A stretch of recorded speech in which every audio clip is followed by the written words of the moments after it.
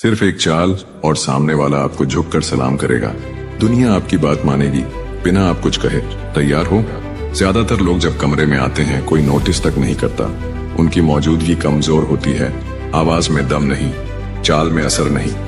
वो आते हैं और भीड़ में गुम हो जाते हैं। लेकिन कुछ लोग होते हैं, जैसे ही वो अंदर आते हैं कमरा शांत हो जाता है, लोग घूरने लगते हैं, बातचीत रुक जाती है।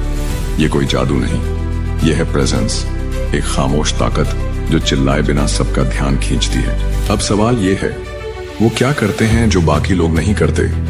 एक सीक्रेट है, ज्यादातर लोग चुप नहीं रह सकते। उन्हें डर लगता है कि अगर वो बोले नहीं तो कोई सुनेगा नहीं, इसलिए वो जल्दी जल्दी बोलते हैं, नर्वस हो जाते हैं, अप्रूवल मांगते हैं और उसी पल वो अपनी पावर दूसरों को दे देते हैं।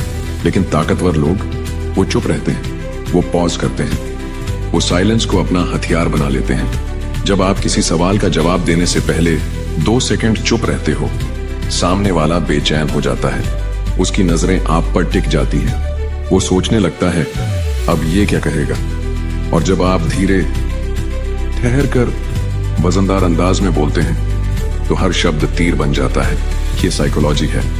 नेचर में सबसे खतरनाक शिकारी कभी शोर नहीं करता, वो चुपचाप ताक में बैठा होता है।